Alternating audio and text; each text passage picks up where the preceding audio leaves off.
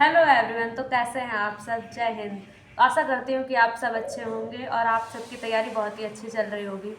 तो आज मैं आपके लिए एक लड़की का इंटरव्यू लेके आई हूँ जिन्होंने दिल्ली पुलिस में सिलेक्शन लिया है और केवल वो 12th पास है। तो आज के लिए आप लोगों के लिए मोटिवेशन रहेगा कि क्या 12th पास लड़की भी जॉब ले सकती है। जैसे कि आप लोग भी बहुत सारे कमेंट्स रहते हैं कमेंट सेक्शन में कि दीदी मैंने केवल 12th पास किया है तो क्या मैं इसके लिए एलिजिबल हूँ और मेरा क्या सिलेक्शन एक ही साल में हो जाएगा। तो आज जो हमारे साथ है उन्होंने केवल 12th पास किया है और दिल्ली पुलिस में सेलेक्टेड है और बहुत ही अच्छी जॉब केवल 12th पास करके लिए ली है।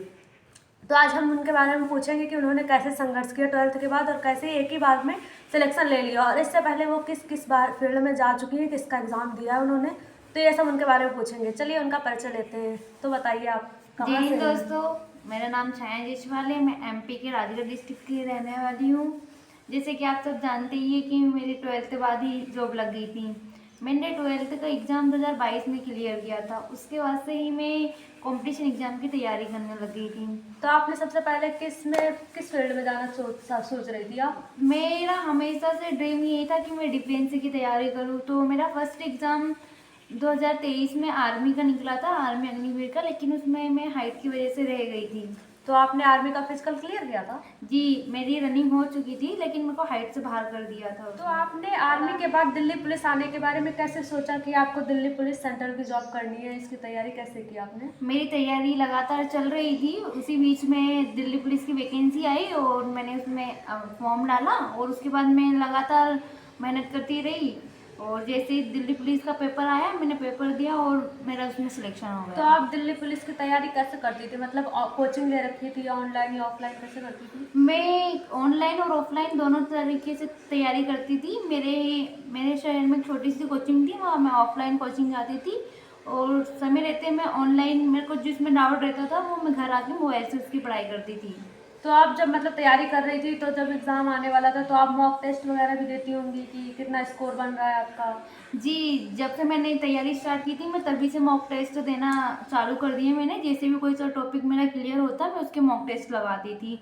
मतलब जब पेपर देने जाते थे उससे पहले मॉक टेस्ट लगाते थे ना, सेम स्कोर रहता था, 2-4 नंबर आगे पीछे रहते थे। मतलब अगर मॉक टेस्ट अपने सही से दिए हैं और अपना स्कोर यहाँ जितना आ रहा वहीं वहाँ पेपर में आएगा। जैसे तो आप जब मॉक टेस्ट देती थी तो उसमें आपका कितना स्कोर बनता था और जब आपने फाइनली में पेपर दिया तो आपका स्कोर कितना आया था पेपर में?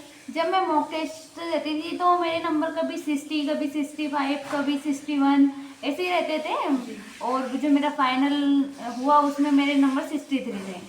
अच्छा ये बताइए, जैसे हमारे जो बहुत सारे फ्रेंड्स हैं वो मैसेज करते रहते, कमेंट करते रहते हैं कि ऑनलाइन जब पेपर देते हैं तो हमारा एक्सपीरियंस कैसा होता है कंप्यूटर पे। तो आपका एक्सपीरियंस क्या था कंप्यूटर पे पेपर देने का?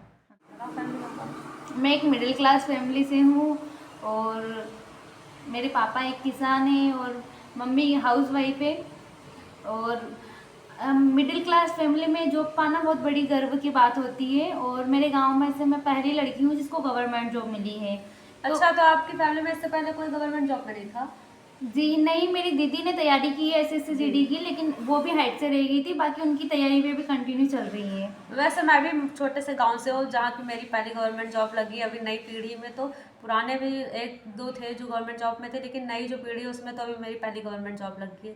और आपकी फैमिली में कितनी खुशियाँ थी जब आपकी गवर्नमेंट जॉब लगी, ऐसा दिल्ली पुलिस में आप सेलेक्ट होके आए? जी, खुशी का तो बहुत ही अच्छा माहौल था। मेरे दादा दादी बहुत खुश हुए कि फैमिली में एक पहली जॉब लगी गवर्नमेंट जॉब, तो सब बहुत खुश हुए। अच्छा तो और मम्मी पापा बहुत ज़्यादा ही खुश थे।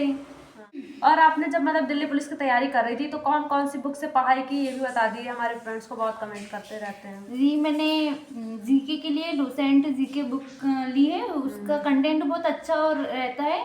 एसएससी के सभी एग्ज़ाम वैसे वो कवर कर लेती है। और मैथ्स के लिए आर एस अग्रवाल की बुक है, उसका न्यू वर्जन आ गया है। वैसे वो ओल्ड वर्जन में उसमें। और मैंने रीजनिंग के लिए परफेक्ट रीजनिंग की बुक है, उससे तैयारी की थी। और बाकी कंप्यूटर तो मैंने ऑनलाइन यूट्यूब से ही क्लासेस ली थी। और नोट्स आप कैसे तैयार करती थी? जैसे जीएस वगैरह जो पढ़ती थी उसके नोट्स बनाती थी, फिर क्या करती थी आप, उसको रिवाइज कैसे करती थी? जी, मैं जैसे कि मेरा कोई से भी टॉपिक पढ़ाया गया है तो मैं उसके प्रॉपर नोट्स बनाती थी। और लास्ट टाइम जब पेपर आ जाते थे, जैसे कि पेपर होने वाला है, तो मैं उसका रिवाइज अच्छी तरीके से करती थी। और मॉक टेस्ट तो मैं डेली ही देती थी। तो आपने आर्मी के बाद डायरेक्ट दिल्ली पुलिस ज्वाइन कर लिया, तो अब आपका क्या मतलब मोटिवेट करने का आगे, मतलब अभी तो आप ग्रेजुएशन करेंगे फिलहाल, तो ग्रेजुएशन के बाद आप किस चीज़ की तैयारी करेंगी?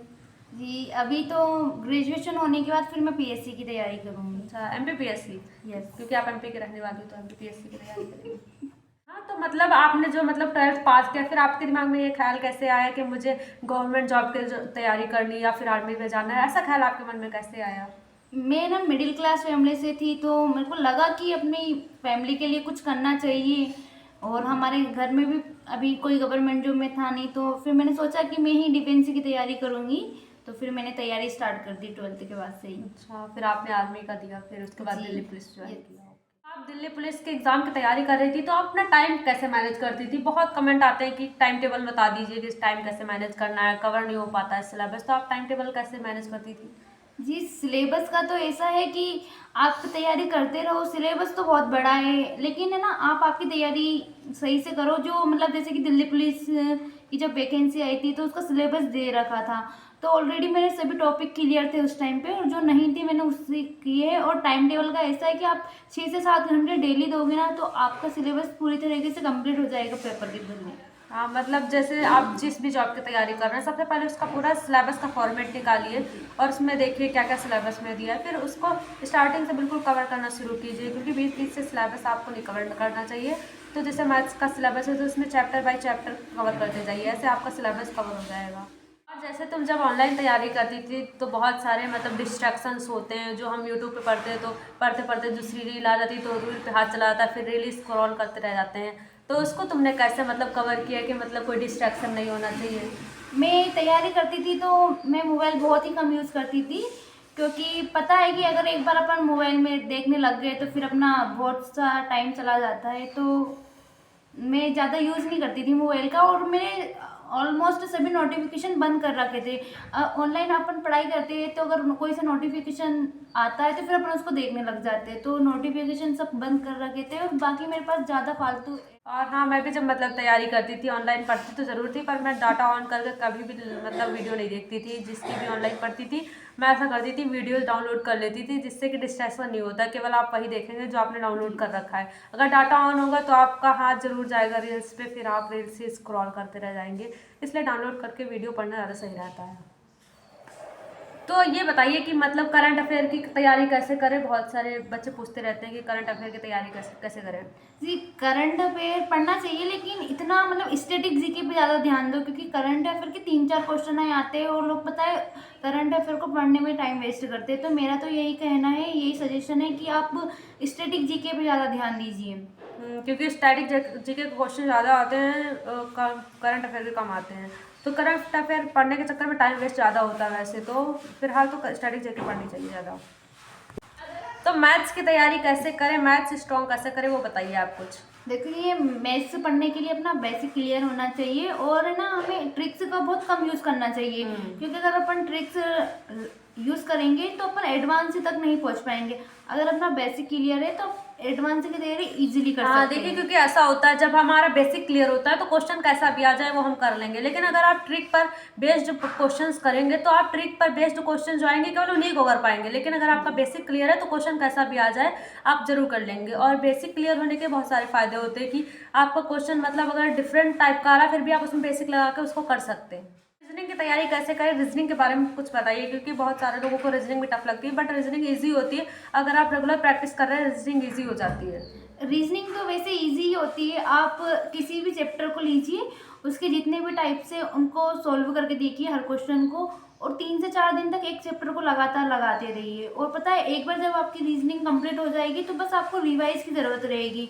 रीजनिंग वैसे अपना स्कोर बढ़ाती है, किसी भी एग्ज़ाम जब देने जाते हैं तो उसमें 100% है कि रीजनिंग तो आएगी, और रीजनिंग में कभी आपके मार्क्स कटेंगे नहीं। रीजनिंग का ऐसा होता है कि आपका एक स्कोर जो होता है वो मैक्सिमम रहता है उससे, क्योंकि रीजनिंग इजी भी होती है और उसके क्वेश्चन मैक्सिमम सही रहते हैं अगर हम करते हैं, तो रीजनिंग आपके लिए बहुत ज़्यादा बेनिफिशियल हो सकती है अगर आपको आती है तो। तो मतलब आप ये बताइए, जैसे कि बहुत सारा होता है कि लड़कियां जब पढ़ने जाती हैं कोचिंग वगैरह में, या फिर अगर किसी भी रनिंग करती हैं या फिर किसी भी जॉब की तैयारी करती हैं, तो आस पड़ोस वाले बहुत सारा उनको बोलते हैं कि मतलब ऐसे लड़की इनकी घूम रही है, ऐसे तैयारी कर रही है, यहाँ कोचिंग जाती है, ऐसे सड़कों पे दौड़ती, बहुत सारा लड़के को झेलना पड़ता है। तो क्या आपकी लाइफ में ऐसा कुछ हुआ है कि आपको कुछ ऐसा सुनना पड़ा हो पड़ोसियों से, रिश्तेदारों से? क्योंकि मेरे साथ ऐसा बहुत कुछ हुआ है, तो आपके साथ हुआ है क्या? जी, ऐसा तो यही है कि लड़कियों के साथ होता ही रहता है। मतलब कहीं भी जाते हैं तो बोलते हैं आपकी लड़की वहाँ गई है, यहाँ गई है। अगर रनिंग पे भी जाते हैं तो आपकी लड़की तो वहाँ रनिंग जाती है, अकेली जाती है। ऐसे बहुत से सवाल उठते हैं, लेकिन आप इन सब आपको फोकस करना है अपने गोल पे कि आपका अगर सिलेक्शन हो जाएगा तो कल यही लोग आपकी तारीफें करेंगे। ऐसा नहीं होता है कि मतलब कि आपका अगर सिलेक्शन नहीं हो रहा तब तक वो आपको ताने सुनने ही पड़ेंगे, लेकिन आप जब आपका सिलेक्शन हो जाता है तो आप उनको जवाब दे सकते हैं। तो बताइए मतलब क्या आपको झेलना पड़ा आपकी फैमिली और मतलब रिश्तेदारों से, पड़ोसियों से? जी, मेरी फैमिली मेरा बहुत सपोर्ट करती थी। तो मतलब फैमिली वालों का कहना था कि अपन को किसी की भी बातों पे ध्यान नहीं देना चाहिए। अपना मेन जो है मोटिव है, पढ़ाई करना है तो पढ़ाई पे ध्यान देना। लोग कुछ भी बोले अपन को उनसे क्या ही करना है। और बस अपनी तैयारी फुल रखिए और आपका सिलेक्शन 100% होगा। अगर आपकी मेहनत बुरी है तो आपका रिजल्ट ज़रूर आएगा। ठीक है, चलो ठीक है, यहीं पे अपना इंटरव्यू समाप्त करते हैं। थैंक यू सो मच, और प्लीज़ चैनल को सब्सक्राइब कर देना, लाइक कर देना और शेयर भी कर देना अगर आपको ये वीडियो अच्छी लगती हो। और आप भी अपनी तैयारी करते रहिए। जल्दी दिल्ली पुलिस की नई वैकेंसी आने वाली हो 2025 में, तो आपको भी सिलेक्शन लेना है। अभी आपके पास काफ़ी समय है, तो आप अपनी तैयारी बिल्कुल स्टेप बाय स्टेप करते रहिए, आपका सिलेक्शन 100% हो जाएगा। ठीक है, thank you so much, bye, जय हिंद। जय हिंद।